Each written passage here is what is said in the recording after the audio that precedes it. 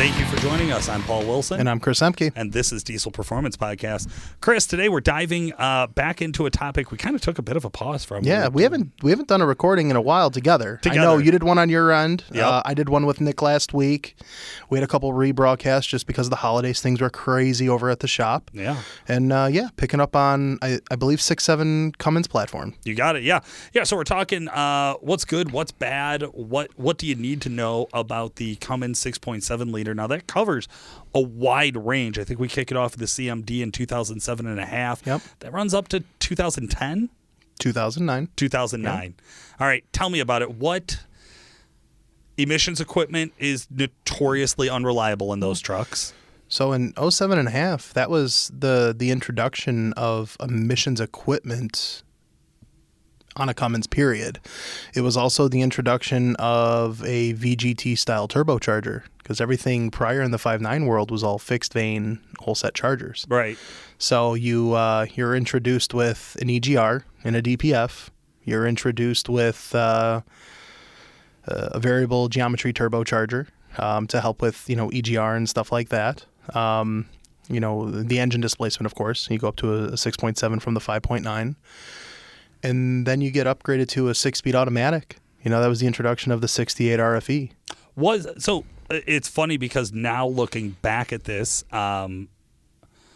those are all the things that Cummins guys complain about the most. Everything you just listed is what I hear Cummins fans really hate on, which is variable vane turbos, probably because those are so well known for having actuator failures, which cause turbocharger failures. Emissions equipment, all the early generation emissions equipment fails. It's probably a question of when. It's built to fail, so it's not built to last forever. But those definitely had more reliability issues from 07.5 to 09 across all platforms.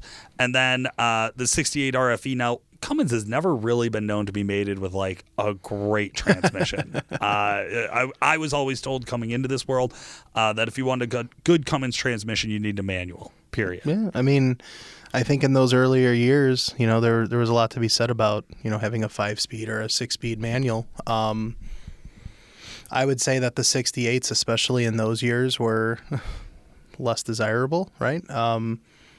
What's unique, I guess it differs from the newer years, but the 07.5 to 09 trucks, they actually run a separate trans control module. So in the 5.9 world, automatics ran what's called a PCM, a powertrain control module, and the engine and trans mapping was on that controller. Right. That same thing exists in the newer style 6.7s, 2010 all the way to current. But in the 07.5 to 09, they actually had a separate control module specifically for the 68. They had a TCM. Yeah. That is something, honestly, all these years, I don't know that I ever ran into. Yeah. So they had their own separate one. That's why we never, over at Calibrated, we never offered trans tuning on those late third-gen trucks. Yeah. So yeah, I think that was probably one of the unique things. And yeah, the 68s definitely had their quirks. I remember, years ago, when right around the time I bought my 07, the 5.9, I promised myself I was never going to buy a 6.7 because they didn't drive very nice. The 68s wasn't a big fan of. And when I had purchased the 07 truck, that was right at the start of EFI Live, getting into the fourth gen R&D for the Cummins stuff. So you're talking like 2014, 2015. This is 2014, 2015. Okay. Yeah. So I mean, because that's then, right around when RevMax started making a name for themselves on working on the 68s, but it was real early on. Really early on then. I mean, RevMax was in the Allison world, and the the 48 REs, 47 REs, those transmissions, right? But yeah, 68s were finally kind of having a little bit of turnaround. So. As far as the first rendition of the Cummins, there's everything else, a different controller like you're referring to, CMC. That's the ECM RPO, I guess you would call it. But yeah, I mean, other than that, that was kind of the differences or the technology improvements, more or less, from the the earlier 5.9 into the 6.7. What about exterior? Did they do a body change when No, they went to no. the 07.5? No, because there's third gen 6.7. 6.7 and third gen 5.9. So you're basically the big body change was in 06, and they go to a different bumper, different headlight design, and that body style held through all the way to 2009. So whether you did a late 5.9 or an early 6.7 third gen, those body styles are all the same. Tail lights changed slightly. They go to like a beveled instead of like a smooth style tail light, but that's literally it. You're such a fucking nerd for knowing that. Love Oh 'em. my God. Okay. Do you think that's the least desirable Cummins out there is the 07.5 to 09? I mean, I don't want to say anything negative, because I think all of them engineering over at Cummins, right. all of the stockholders at Cummins. But I think especially in our world, right, where we do what we do on a day to day, I kind of think like the 07.5 to 9 are definitely some of the least desired trucks, and then next in line I would say would be the 10 to 12s. Yeah, personally, 10 to 12s too, huh? Yeah. So the 10 to 12, that's going to be it's called a CMD ECM. Yeah. That's the ECM RPO, and very similar to the CMC, the 07.5 to 9. No DEF yet, so still just a DPF EGR. Same turbocharger, same actuator control, same engine, same injectors, same injector pump, same, similar 68 RFE trans or G56. But now, and where we get to reap the benefits of in the aftermarket, make it easier for tuning, is the 68 is now mapped through the powertrain control module. Right. So now you have, where we learned in 14, 15 to current, now we can map out what the 68 does. And, it helps a lot of the aftermarket guys, like the Fire Punks or the Rev Maxes in the world, to do a transmission and, actually do something tuning wise to help support that new trans in the truck. I'll never forget when we first got into those, Nick ran a test, like a roll-on test, basically, from 30 miles an hour up to 75 miles an hour on the dyno, and showed the difference with stock TCM tuning and then with modified TCM tuning, and you could see the applicable horsepower is like a night and day difference of how much torque and how much power you could put down just based on the tuning. I remember it was a huge difference for drivability and actual use of the truck. Yeah, I remember when we were doing, collecting the data on the street, and we originally had engine support, trans support came, thereafter, and trans tuning, was the night and day difference. I mean, trans tuning makes those trucks, even one of those trucks, even at factory power level, and just changing up the shift points, line pressure, converter strategy, you could definitely change up the feeling of that truck in a really positive way. But yeah, I would say just because of what we do on our end and the emissions themselves, the 07 to 12 era is just, that's still very much a Gen 1, introduction into the emission space. And, in its time, the technology was vastly improving. And, for what it is in those eras, they weren't bad. But they're also coming from a platform like the late 5.9 where there was no emissions. So that's where I think a lot of those bad names come into play. Yeah. So no, listen, I don't want anybody driving one of those right now to, turn off the podcast. There's things you can do to those trucks to make them awesome, to make them great again, right? So obviously we don't advocate or suggest that you delete emissions equipment, but we are realistic to know that human beings in the real world do that. Yep. Does it improve reliability? Well, if you ask anybody who's done it, they'd say probably yes. Yeah. I mean, it's hard to get around the facts. I'm not saying you should, but I mean, small can as far as that goes. And I mean, at this rate, if you've bought one of these trucks and they are stock, the question is what's the maintenance been for the last 10 years on those trucks or 12 years? And then I think the next question would be had there ever been a tuner on the truck prior, and could that have been more taxing on the emissions, that are already somewhat weak, in that aspect, or less desirable for that matter. But I think a lot of that really started to shape up and really form into what we specialize and what we deal in most with over at Calibrated. And that's going to be the 13 to 18 era trucks. So. And that really is the sweet spot. Yeah. Like when I think of Cummins 6.7s, the 13 to 18s, I can't think of anything that you don't get, right? It's like, no, you got an upgraded actuator on pretty much the same turbocharger, actuator, upgraded actuator. Your emissions equipment, because you have DEF, use less EGR, which is good. EGRs, we've proven, probably the robust, best EGR system in the game, assuming you have good tuning, you don't have boost leaks, all the other common problems that causes the EGRs to fail.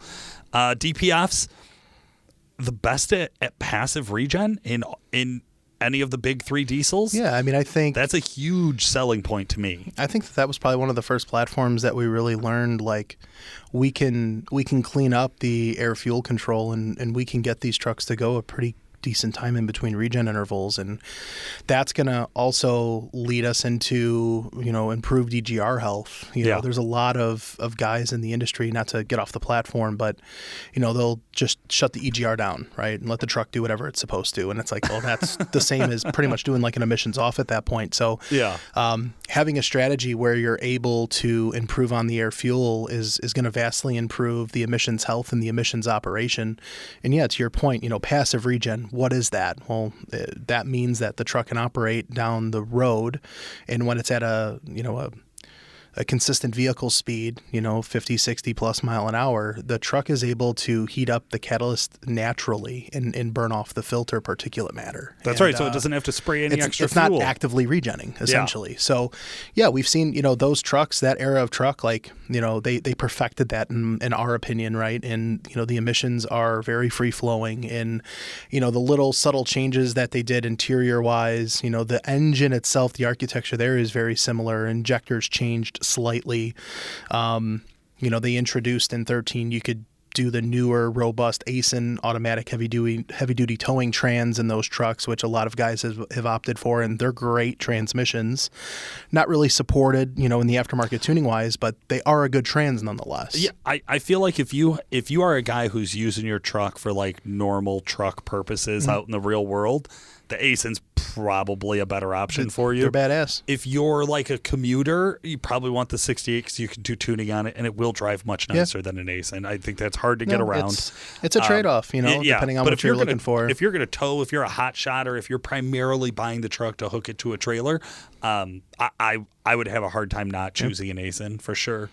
I would say with these trucks, one of the downsides that I hear about, although I have pushback, is the addition of DEF. Yeah. So we are spraying the AdBlue or the DEF, urea, whatever you want to call it. Rat piss. Rat piss, hog piss. I've heard it called all sorts of fun things. DEF consumption on these, again, compared to a similar year Power Stroke or a similar year Duramax, probably pretty similar. I think they're in the same ballpark. I would say, with having driven, CME trucks over the years, putting a lot of miles on those trucks, to go 4,000 or 5,000 miles in between a fill up is not out of the question. When you're towing or anytime the truck is under a load and it's creating NOx, it's unfortunately going to consume that DEF that much more, but all things considered, I don't think they're very thirsty, when it comes to the DEF consumption, you know. One of the things that I think in the 4th gen era where Ram really, or Dodge, or whatever you want to call them, where they really hit their stride is the improvements in the interior on those newer style trucks. Like when we talk about, the older 5.9 era or even the first generation 6.7 era, archaic interiors. When you would look at Ford or when you would look at GM, like, there was no comparison. It was trash compared to anything else. Now, I don't want anybody walking away from this thinking that I like Cummins. But it's really hard when you look at like a 13. Even a 10 plus interior. I've always been a favor of the updated screens and like the 13 pluses. But you get into one of those newer trucks, like it's really, really hard to. It's still argue. A few years behind Duramax and Power Stroke, but it is way better than it's ever been. I don't know. It is closer. I don't know if I would agree with that. Really? Yeah. No. I think I had a real eye opener. Nick and I did that tuned and towing comparison. Yeah. And so we got to shoot all 3 trucks. I think we shot all 3 in one day. And so jumping in and out of them and actually feeling the difference between those, like back to back, was like, oh, this is much nicer than Cummins has ever done before, or Ram or whoever has ever done an interior before. But it wasn't. It was in shouting distance. It was finally in the same ballpark as the other ones, but I don't think it was as good. No. But listen, you shouldn't. I doubt there's Cummins owners out there that are like, I really bought it for the cup holders. Like, that's not a thing. No, it's not. It's not. That's not why you buy it. You buy it because it's the workhorse. That's what it's known for. You're right. But I think in Dodge fashion, right? I'll call it Dodge because a lot of the seasoned Cummins guys, they come from an older 12 valve, or they come from carpet on the dash. Yeah, I mean, that's an add-on, Paul.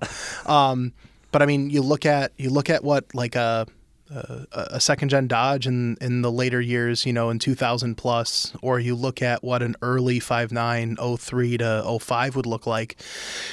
You couldn't compare those platforms. They're not even in the same realm of what GM and Ford offered. They're just not. They're so basic, so simple, so cheap. Like, it's not there, or at least, in my opinion, in the 4th gen era, and I mean, in the 5th gen era, forget it. I think the 5th gen, hands down, has the nicest interior, personally.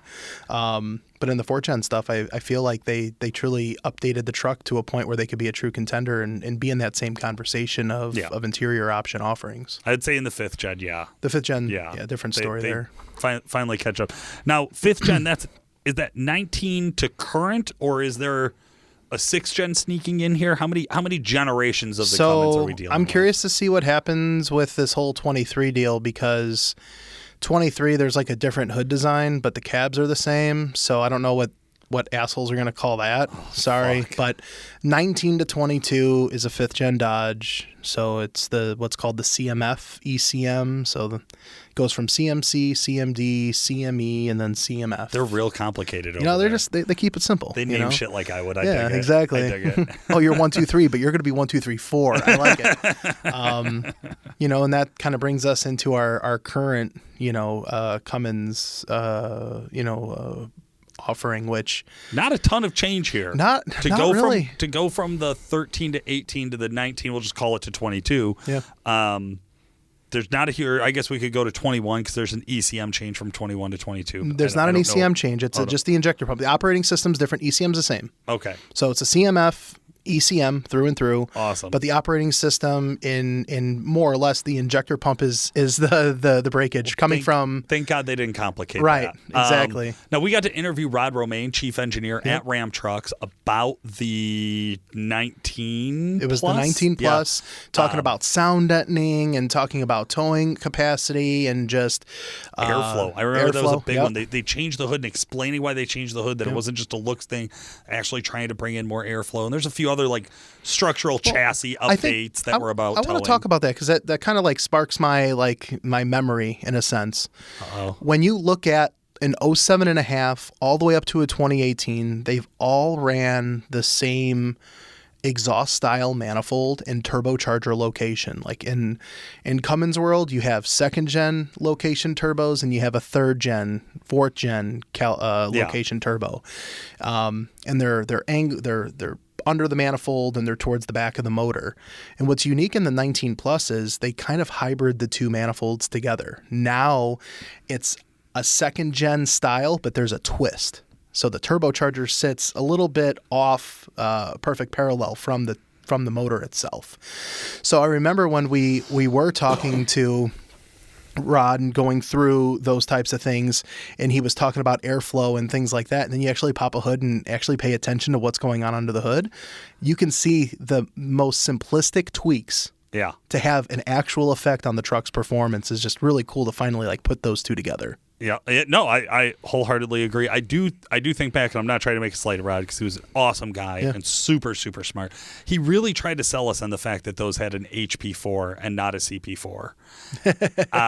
And now they're now referred to as CP4s. Joke's on them, right? Right. They're now referred to as CP4s. I don't know what their official name is. I'm going to trust it's what a we CP4. were told. Yeah, it was a CP4. Trust what we were told, but turned out to not be so reliable. The big recall on those. 2 years. Also, the other drawback on that 19 Plus, my understanding, a lot of DEF usage, a large increase in DEF usage. But I think the DEF in comparison usage to the 13 to 18. Yeah, but that just means that there's a little less EGR, being utilize. Maybe the EGR isn't being on as much. I don't.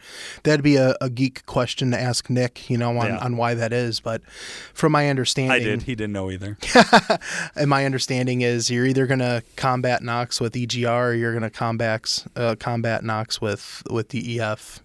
So to be honest though, like I had a lot of seat time in our 19 HO dually, right? And granted, I had a lot of seat time because I had a 15, and I don't know if I would say I noticed. Like, I would not be some of the guys that call into the shop and be like, "Oh, my truck's just drinking DEF. This is fucking bullshit." Sorry for my language, because that's really not like it's not some night and day difference. If the truck is loaded, it's going to use DEF. Simple as that. Okay. Regardless of the RPO. Interesting. So.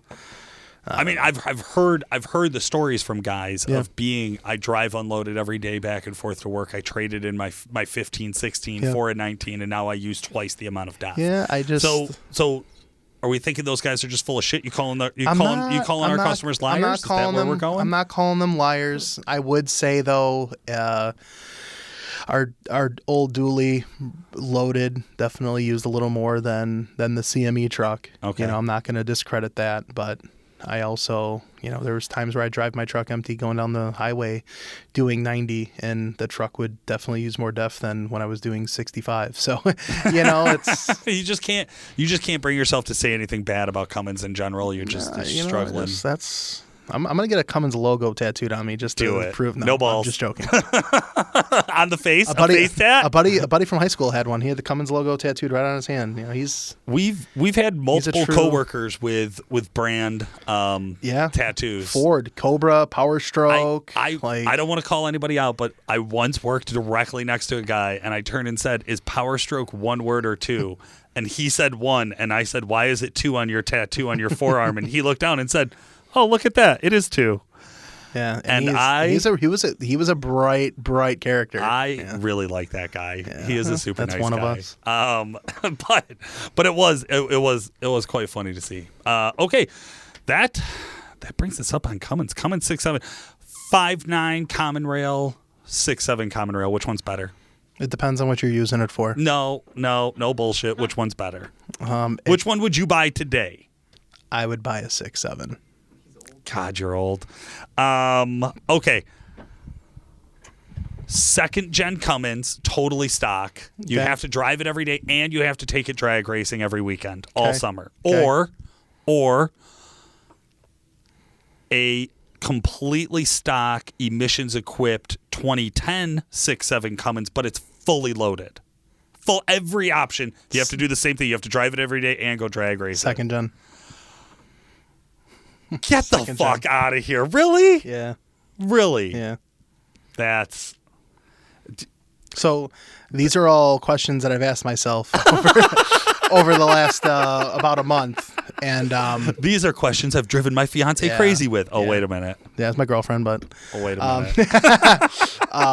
But yeah, I think, there's certain eras of trucks that I personally prefer more than others. I think my downfall is I've owned one or two, or I have had friends that have owned one or two, so I've literally have experienced every one of them. Yeah. And it's like your first love, right? It's your first experience. It's like you have that in the back of your mind. I don't want to go back to that broad. Yeah, I'm good. Okay, some. For me, the second gen era, the 24 valve truck, that's kind of like, I've been vocal about it over the years. That's kind of my go-to, right? Yeah. That's what I like. I just thought with you getting older and liking 6.7s better than 5.9s, which is something I think we should update your signature on your email at work to say. I just thought with you getting older that maybe being enticed into the creature comforts might pull you away from the stupidity of driving a second gen. You want to drive a second gen every day. I mean, if you're want to drive a second gen every day? You're giving me only those two options. That's my choice. That's crazy. That's crazy. Listen, I think second gens are super cool to look at. I'm always so glad to see them at truck meets, at competitions, and I'm always like the happiest to know that somebody else is going to drive it. It was a mint. You said 2 mint stock trucks. Yeah. Like you did. Like the value in a second gen that's in flawless shape, or even in decent shape for that matter, to me resonates well, and that would be the more value. So crazy talk. Just ask stupid questions. Get. In your opinion, dumber answers. Yes, so. Perfect. All right. Well, I can't think of anything else to ask Chris. This was a fun Paul, one. what would you do? What would you do, Paul? I would What always would take Paul the do? newer truck. Oh, just I would always just which one's newer? I'll take that one. Yeah. And then trade it in for a 6.0. Yeah. Justin Tyson, our producer, never allowed to be on the podcast ever again. That's wild. Well, I guess we'll agree to disagree, but.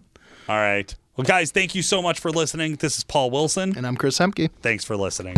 Thanks for joining us today, guys. This has been Paul Wilson. And Chris Hemke. Make sure to like and subscribe, and we'll talk to you again soon. You're such a fucking nerd for knowing that. Love oh, him. my God.